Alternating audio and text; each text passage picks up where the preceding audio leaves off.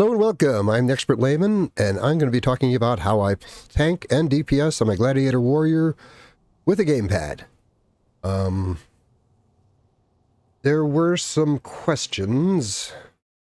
I tried to think of the questions people might ask, and so I'm gonna address that first. Do you actually play on a gamepad? Yes, I do. Not everything, obviously. Dealing with the mail and add-ons and, settings and stuff. But all combat on the gamepad. Another question I imagine people might have is, does this violate Blizzard's EULA? No, it does not. In fact, I believe in retail right now, they're working with, I forget who they're working with, but they're basically trying to develop like a way like Final Fantasy did of being able to play on a gamepad for at least, some elements of the game. In fact, I did some homework on this, trying to find if anybody has ever been banned from any game for using an input device that wasn't native to the platform. And the only example I found is some people saying that they were banned from Fortnite on mobile for figuring out how to use a keyboard and mouse to play on their phone. That's really all I found. Can you do everything on a gamepad? No, obviously. I covered that already. Everything that I need to do while tanking and DPSing, I have on the gamepad. Yeah, I guess I did cover that before. It's like, what software do you use? Anti-micro. There are a few different things you can use. This is just the one I stumbled across first, and I like it a lot. It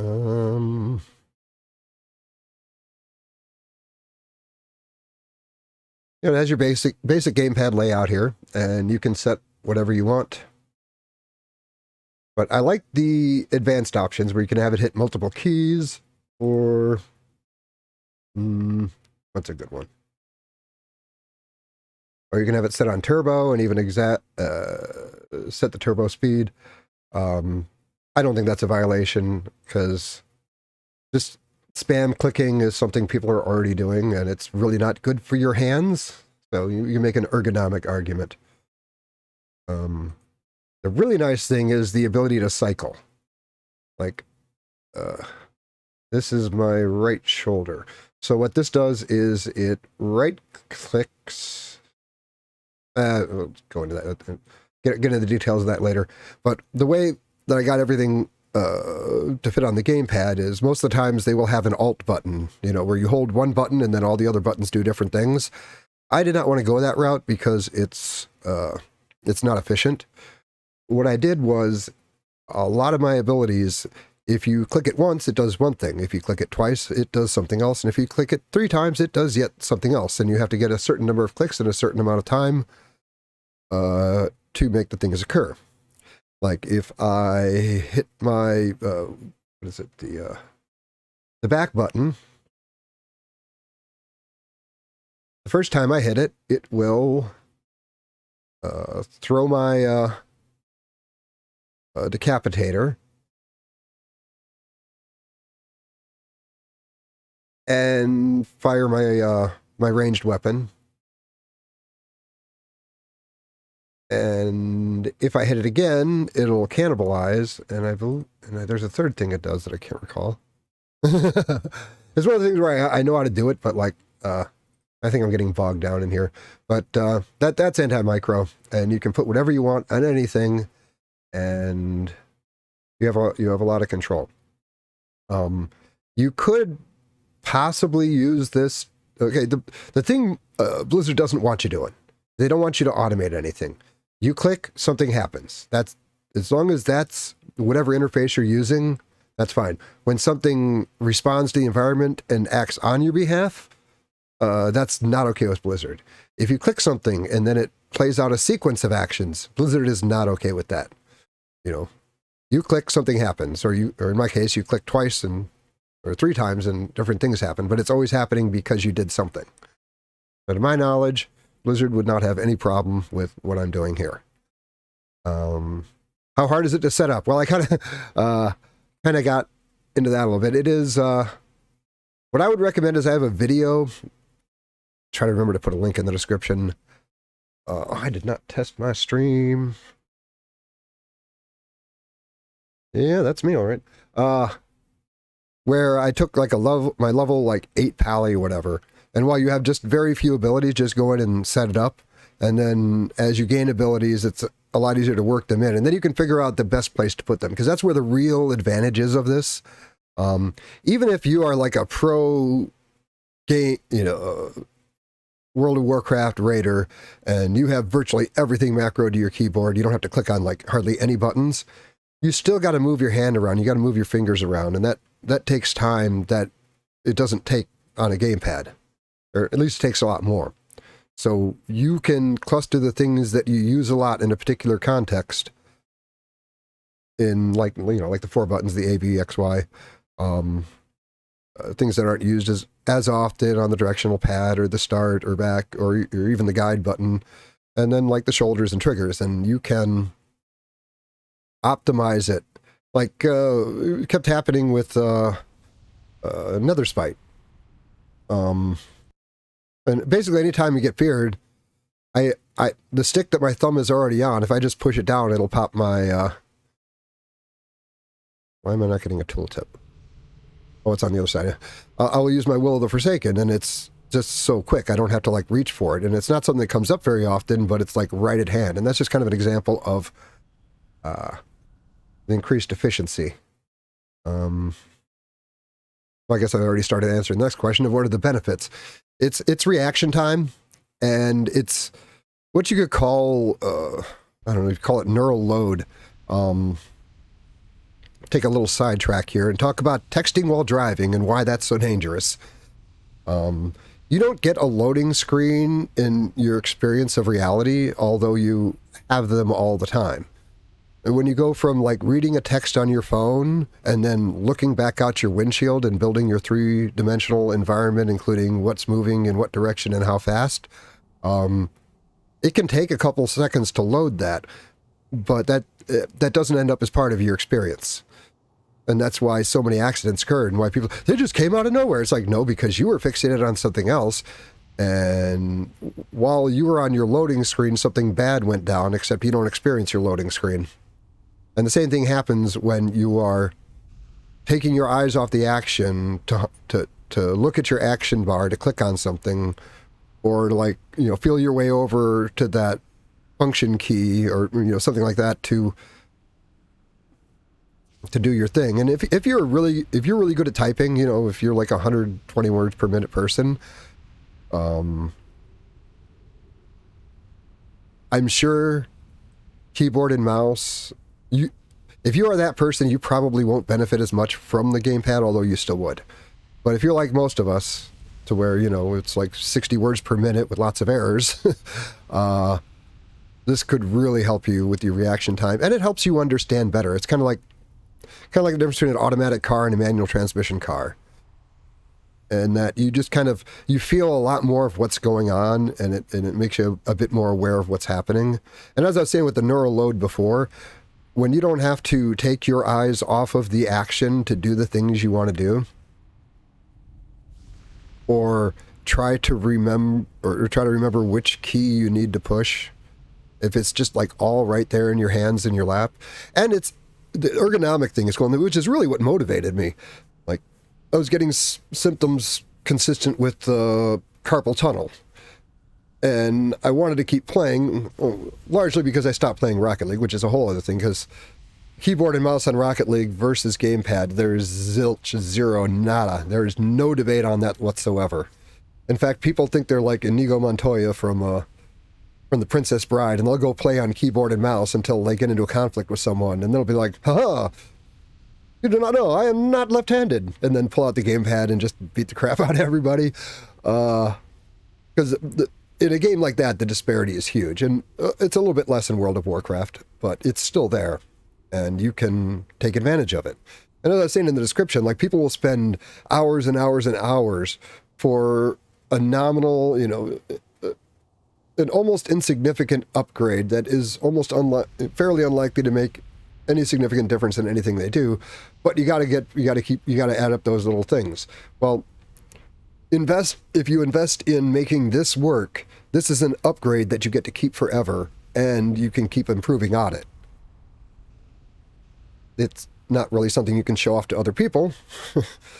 But if you want to be able to, if you want an edge against your friends or, you know, the people you're competing with, this could very easily be it. But you're going to have to put a little bit of time. I may do a video at some point if there's enough demand, which there probably won't be, but if there is, I could put together a little package of where you can just download a generic key binding set and then kind of tailor it to what you're doing.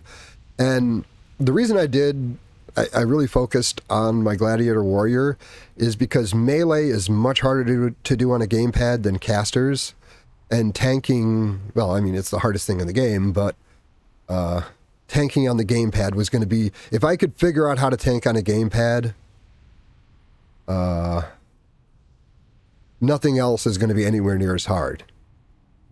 And so that's why I did that. Did I get through the questions I wanted to cover? Well, I also thought I would show Wednesday's Karazhan. And this is the Prince fight. And even though I had the lowest item level in the raid, I pulled a 91 parse against all Gladiator Warriors regardless of item level and hit a 100 for my bracket. And that is partially because, well, I was going to get into, I suppose I should get into spec and gear and philosophy and why Devastate is fairly overpowered. So the spec isn't all that special. There's a joke in there somewhere. That's not it. I think it's one that a lot of people use, where you just come down, you get your deflect, get your Iron Will, Thunderclap. Deep Wounds really doesn't do a whole lot. It's really the critical strike damage bonus that you're coming in here for. Fury, just, you know, hey, had some points. It's really not hard once you get above a certain gear level to get enough defense for your gear to where you can always get more defense, but, you know, you only have so many talent points. So there's the point where it kind of seems silly to spend your talent points on something that you can get on your gear and gem for. Tactical Mastery is really useful, being able to, because I will jump around, like when I'm DPSing and even when I'm tanking, I'll like intervene on somebody and then I'll go back into Berserker stance and charge back to the mob that I was on. And it's actually really simple because it's, if I lose aggro, like my charge, intervene, and intercept are all the right stick press. It just depends on which stance I'm in. So if I'm in Berserker stance, and it's on this button here. If I'm in Berserker stance, it'll do that. If I'm in defensive stance, it'll do that. And if I'm in arm stance, it'll do that. So I'm tanking, and, you know, DPS pulls. I can intervene on them, taunt, and this is all, you know, so the intervene is just like my stick. And once I get there, this is I believe my A button, and then I'll probably hit him with the Devastate or something while I'm there, and then I can hit right directional pad twice. First one just changes my weapons, or changes my weapons and gear if I'm out of combat. So I have a macro for swapping weapons in addition to Outfitter, because Outfitter will not always change your gear depending on some factors. So I go back to that, and then I just hit the same stick again, and I can charge back to the group that I was tanking, and the one that I, you know, went and got will come back unless the DPS is really stupid and just keeps attacking that one. And then once I get back, I can double tap left and go back to what I was doing. So, like, it makes it really easy to do things that would be rather complicated on the keyboard and mouse. That's why I like Tactical Mastery. Shield Specialization and Improved Shield Block are just kind of a must if you plan on tanking any raid bosses. To be honest, the armor doesn't do all that much, but it is the only thing between the enemy and your health when you're like stunned. Last Stand is super useful while you're DPSing. Like it actually happened Wednesday in Karazhan. The tank went down. This was trash, but the tank went down. The thing was about, I don't know, half dead. I jumped into, I'm in Berserker stance in my DPS gear, but when I double tap to go into defensive stance, it will put on my sword and board, my shield and weapon. And I use the same weapon, so at least it doesn't have to swap that, so I don't have to, it doesn't restart my swing timer. There's a cooldown when you swap your weapons before you can use any abilities with it.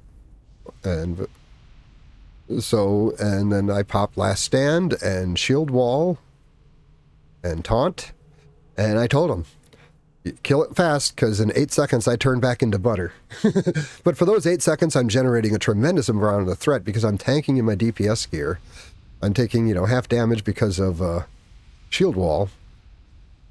And I was sitting at like 19,000 health, because when I'm DPSing, that's the other thing. Oh God, I didn't have that up. I'll go back through that again in a second.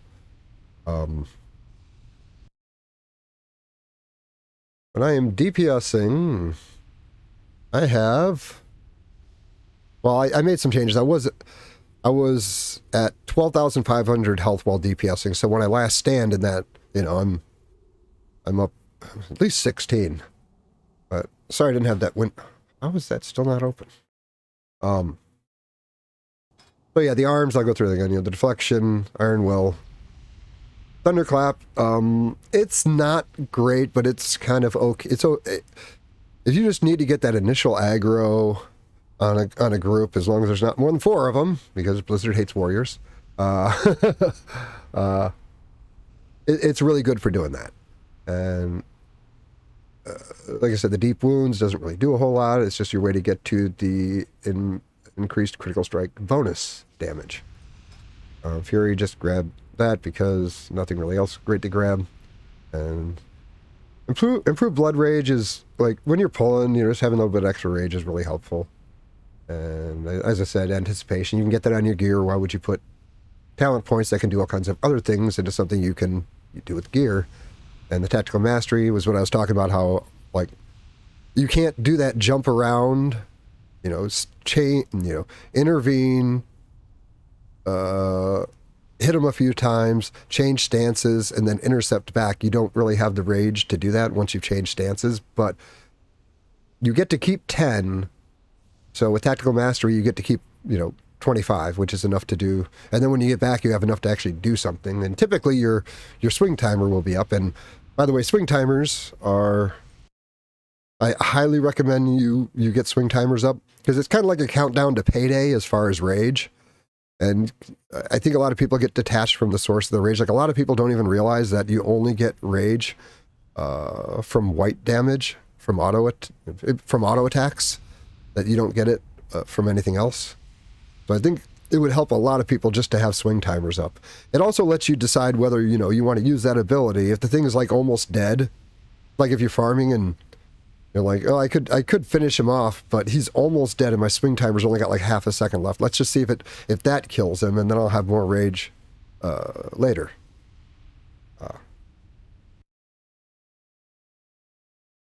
But reducing the cost of Devastate is awesome.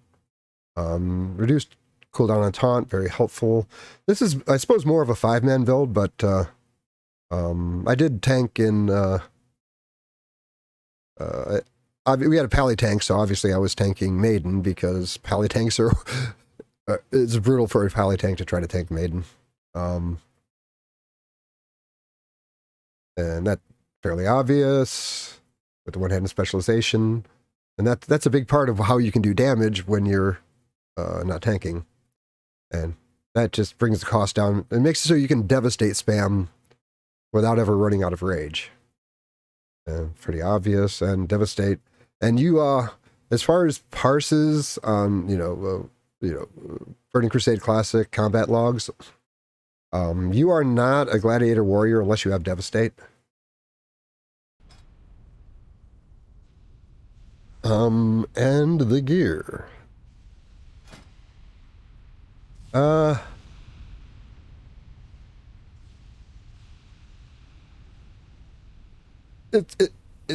really isn't anything that special about how I manage the gear, but I would say don't be afraid to have excess hit, because that helps your offhand land more often, which gets you more rage.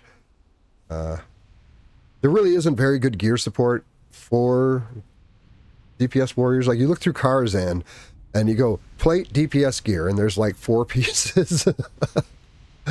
It's probably more than that, but there isn't a lot. So you get it where you can. Strength and crit is much better itemized for at least what I'm doing with my warrior than like agility and attack power. And in a lot of ways, like they say, you got to get your crit up. You got to get your crit up so that you can maintain your rage.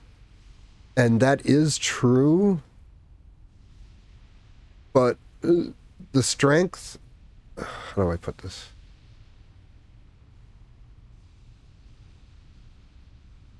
The more crit you have, the less it does for you.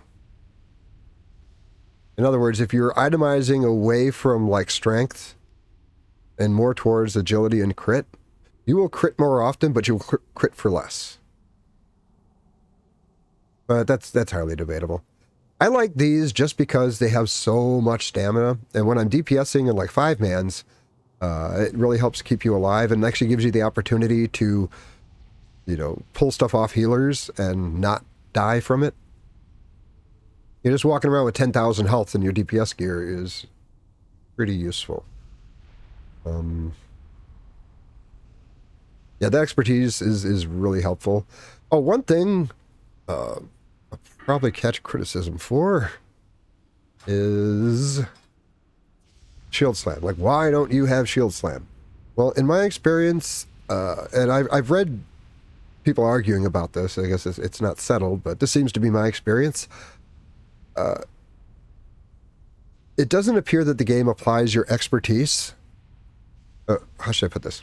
Expertise applies to weapon attacks, and it does not seem to apply to Shield Slam.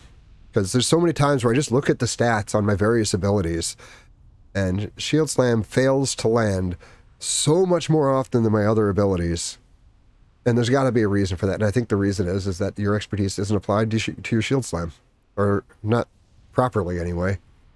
And that is a lot of rage to be whiffing. How many times, is a warrior, they have macros, add-ons to let everybody know my Shield Slam missed. Like, how often do you see that? So I'm like, screw that. I'm putting it elsewhere. Whatever. What? Suppose I can go give a little demonstration of what I'm talking about. I have a overlay set up so that you can... And this is basically my farming spot here. And this is great because you got like right over here, just beyond this, you have all those Sun Fury geologists. And I've killed tens of thousands of them. I got an add-on called Kill Tracker a little while ago, not since the beginning. And it recently informed me that I passed 10,000 and I killed at least that many before I got over there.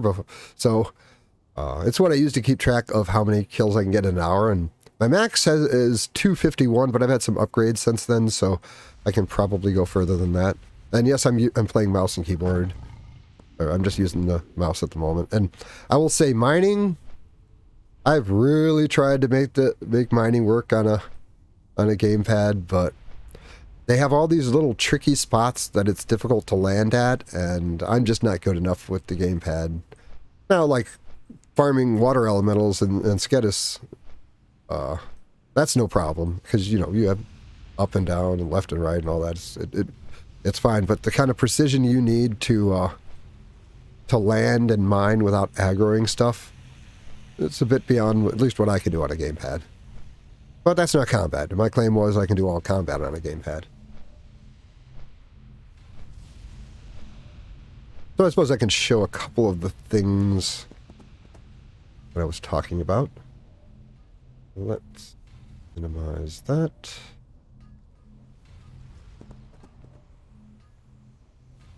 And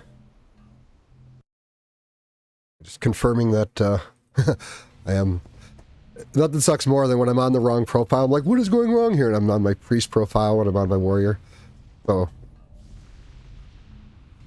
you know what? I might leave that up.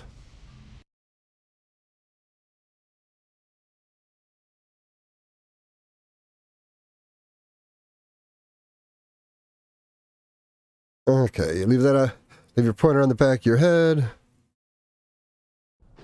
Right now, my left trigger is my tab target. And if I push down, it doesn't do any gear changes when I go into battle stance. It's just kind of like a neutral stance. But now if I get close enough and I hit my right stick, it'll charge him. And now I just hold down my X button, and it will just keep on devastating. Now if I hit my stick again, if I double tap my stick, it'll put my battle shout up.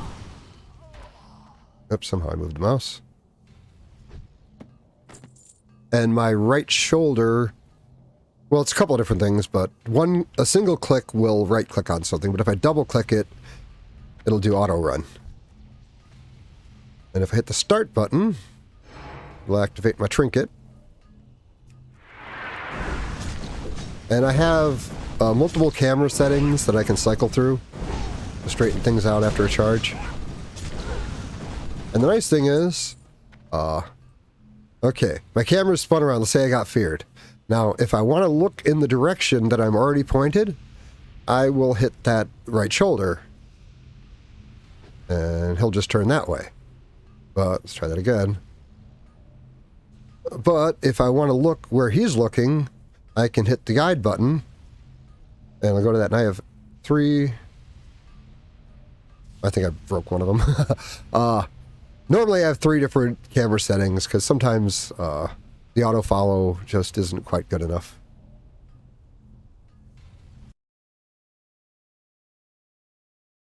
I hadn't changed this in a while, but recently yeah,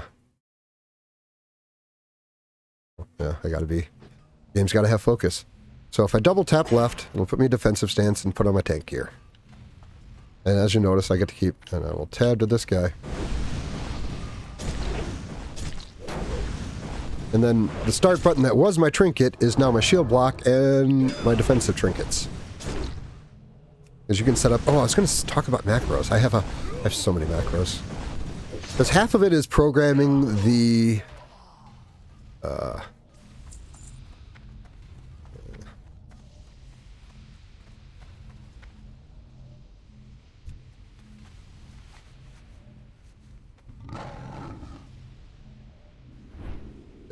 half of it is programming the micro, why am I having anti-micro, and the other half is setting up the macros you're going to use with it.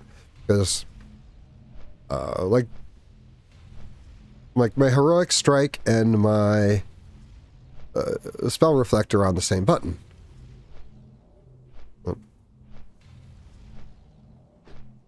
So if I hit it once, you can see it, flash it on the heroic strike. But if I hit it twice, the macro that I have on my spell reflect will cancel the heroic strike and hit my spell reflect instead. And like with my taunt, which is over here on B, I can hit it, it'll do it. But if I tap it 3 times quickly, it'll pop my, a challenging shout, my AoE taunt. So I don't need a separate button for that. And most of these do more than one thing. Oh, that would be my mount button.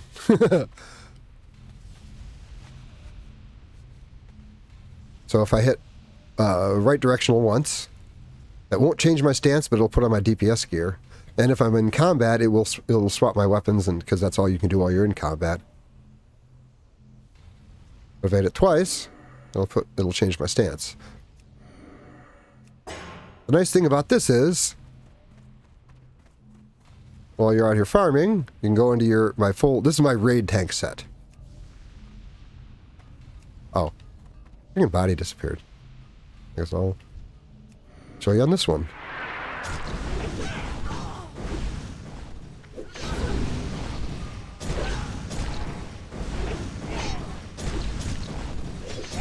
And the thing is that it'll take a whole lot of damage as long as you're fighting like one thing at a time. I don't have any buffs up. And usually I'm doing this with consumables just because they pay for themselves if you're out here long enough. Okay, as I was saying, my back button does 3 things. If I have something targeted, it will try to throw my decapitator at them and fire my ranged weapon at the same time. And for whatever reason, the decapitator is on its own cooldown, so you can do both shoot and decapitator at the same time. But if I don't have anything targeted, it'll cannibalize. Oh, shoot. Well, the point was that I was going to put on, since cannibalize is based on your total health, if you put on my raid tank set, and maybe that's something I should get into here.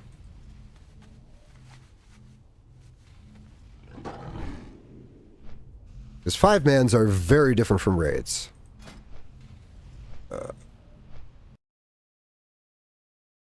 Maybe I'll make that a little bit bigger.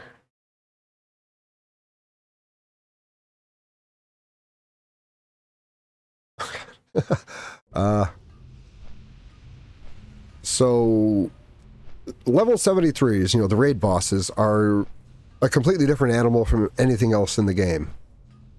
So this is my set for maximum mitigation and maximum health.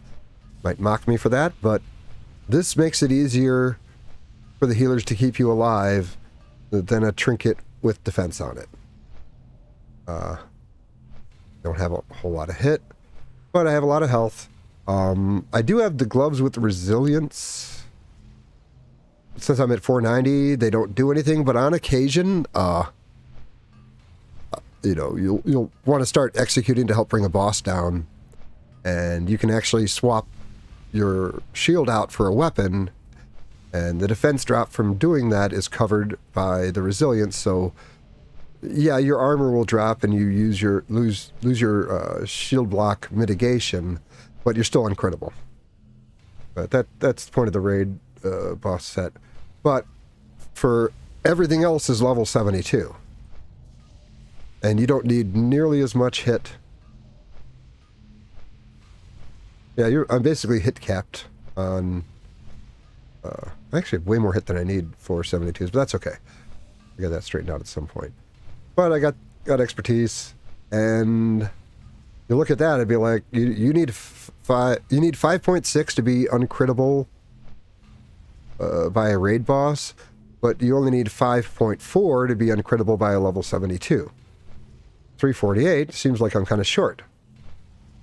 But I get another 2% from resilience, which lets me put a lot more into attack power and hit rating and crit. Like if you watch the stats down here as they go between raid boss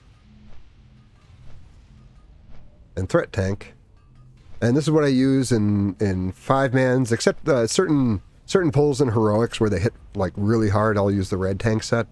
But for trash in Karzan and 5-mans, this really helps you get a lot more threat. And since people are dicks and and even when they're not dicks, people generally have trouble going between the threat generation they're used to with pallies, because warriors and druids don't tank a whole lot of pugs because paladins exist. And people are dicks to paladins too, so the paladins stack the spell power to give them even more threat to deal with the dicks, which makes it even harder on the warriors and druids. So you still have a nice amount of health, and you're still uncrittable, and you still have a good amount of avoidance. but you can actually generate considerably more threat, and that makes for a better experience for everyone. Because you're like, well, if I wear the raid set, as soon as you lose aggro and you got to chase a mob down, that basically means you got to turn your back on the stuff you're already tanking, and then all that mitigation doesn't mean anything anyway because they're behind you. So there's a strong argument for how you'll actually take less damage in a threat set. Unless you have like really good DPS, and they are few and far between. Having a threat set for your 5-mans and for raid trash can be really helpful. Or 10-man raid trash. I imagine the 25-man raid trash get a bit harder, and you might be wanting to wear the raid stuff. Also, you know, when you're in a raid, you're gonna, you know, you're gonna have salvation on the DPS. You're gonna have buffs to your threat, you know, to your ability to generate threat. So it's not going to be as bad. But if you're in a 5-man and there's no paladin in the group, it can be a little rough because the DPS have a great deal of trouble adjusting, and they want to act like you're the problem. Like, why can't you generate 3 times as much threat like a paladin?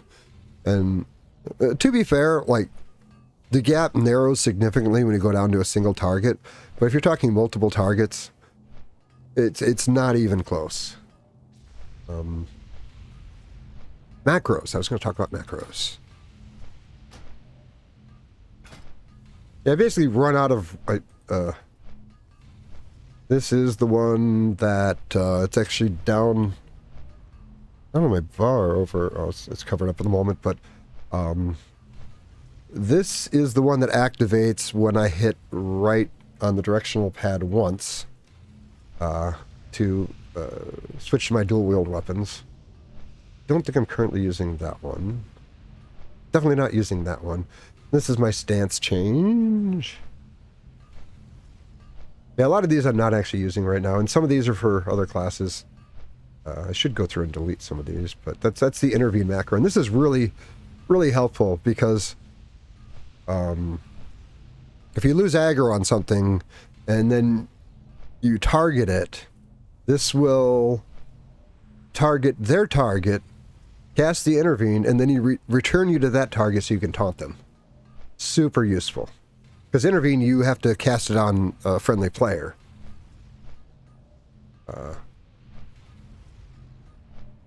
Target marking. Hang up.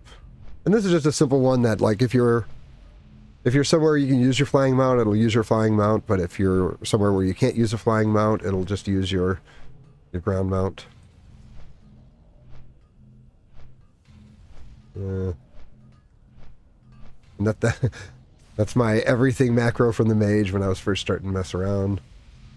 This is what I just made for my priest. You don't have to, like, if you want a macro to activate trinkets, you don't have to activate a specific trinket. You can just activate the slots. And since I use 4 different trinkets, depending on what I'm doing with my priest, it was a lot easier just to activate the slot rather than to activate the trinket. And this is one I've mentioned a couple of times. This does not have the... Yeah, there it is. Oh, yeah, that's super useful. I think that was something else I was messing with. Like I said, I'm not using a lot of these. Oh, that is something I should mention. When I am... Oh, maybe I'll just go ahead and pull something and show you. Close the thing.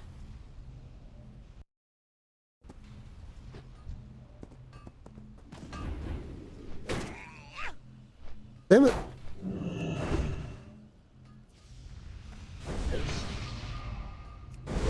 You'll notice that my Devastate pulses, it's about 3 times a second. Each time it pulses, it will attempt to do a revenge, but if revenge isn't available, it will instead do a Devastate. So it always prioritizes revenge, which it generates more threat and costs less rage. And that's very helpful. And that's the same as my execute. execute will just keep pulsing. I used to have it at a higher speed, but what if I want to use it? Where is it? It kind of broke this one. I don't think I have anything. Yeah, Thunderclap is just Thunderclap. But when I'm in Berserker stance, Thunderclap is Whirlwind. And of course, in both Berserker... Oh. Yeah, this is my Ravager. I have it set up so that if I... let's put that back. If I tap the B button 3 times in less than half a second, it will equip my Ravager. Which is... I don't know if you know anything about it. It's a fun little thing. It is, yes, it is a level 37 weapon. But it allows you to attack all nearby targets. And the proc rate, it seems if I whirlwind on 4 targets, I have about a 1 in 3 chance of proccing it. And then, like it says, you spin for 9 seconds, and every 3 seconds you hit everything for weapon damage. Plus 5. The number seems to be 7. You have to be hitting at least 7 targets for it to be worthwhile. You also lose all your mitigation while you're doing it. You are rooted, like in the literal sense, in that ranged mobs, if you whirlwind, or I mean, if this procs and you have ranged mobs on you in melee range, they will move out and do their ranged attack on you. But luckily, it's called Blade Fury.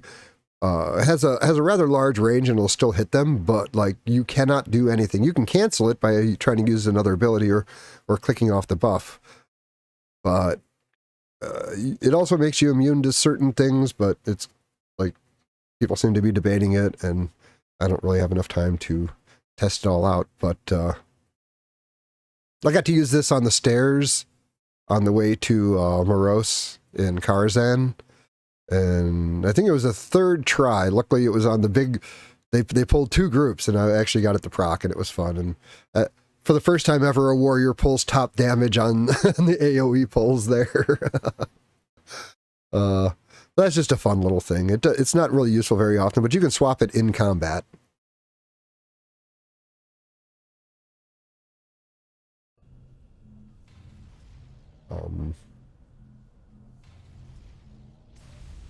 And my interrupt, obviously my pummel.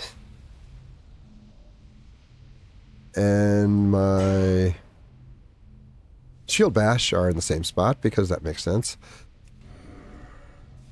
And I've tried out some different stuff here. Like I've had hamstring or what is it called? Overpower. But I don't know. I'll find a home for that spot.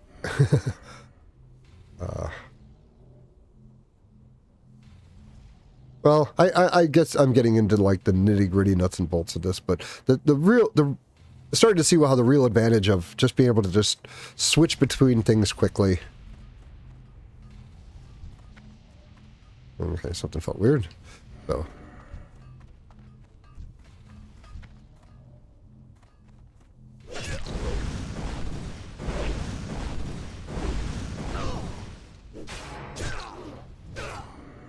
Oh, I should add the thing up that keeps track of abilities that I'm using. That's a fun little add-on. You know... Shall I? Oh, and my left stick is also my rage. Good. Oh, let me close this. Let's kill him. Okay, if I triple right on the directional pad, it'll activate whatever special ability. So if I'm in Berserker stance,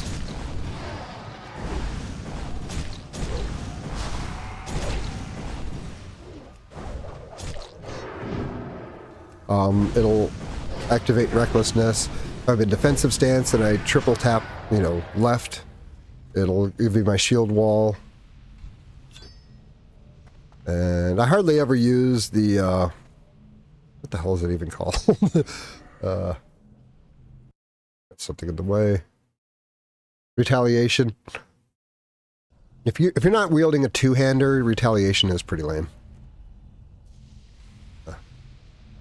But I highly encourage you to get a gamepad and, you know, start a new character and just start playing on that character. And I will put a link in the description to the video where I do that on my paladin. Because the basic stuff is pretty easy. And it's a lot easier to build over time than to try to integrate everything that a level 70 can do. But if you have like something simple where, you know, like a mage, where you're just kind of spamming the same thing over and over again, it's actually really simple to set up. But if you're doing something more complicated, like, and healing, I'm still figuring out the healing thing, because healing is a bit more complicated, because you have to keep targeting different friendly players, and you need to be able to do it quickly. And I'm pretty good at, I got it pretty much figured out in 5-mans, but making it work for raiding is going to be hard. And I'm also having way too much fun with my Smite Priest. And I went in and I did pretty good last night on my Smite Priest in Karzhan. He was still in his farming spec, and I did not have the benefit of being put in the caster group where there was an elemental shaman, a shadow priest, and a boomkin. But even without those, I still hit I'm still parsing well over 50%. And on Ilhoof, I actually got a 100 parse, but the Smite Priest parses are a joke. There just aren't enough people doing it, so, like, it seems like if there aren't at least, like, 1,000 parses, you're kind of playing games with yourself. Like, 500, yeah, okay, you know, you can kind of trust it, but there's only, like, 150 or 100 parses. Yeah, you really can't go by that. There's something else I wanted to cover on...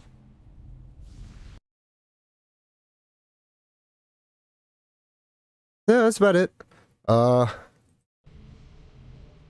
this has been tanking, DPSing, and parsing 100 with a Gladiator warrior on a gamepad.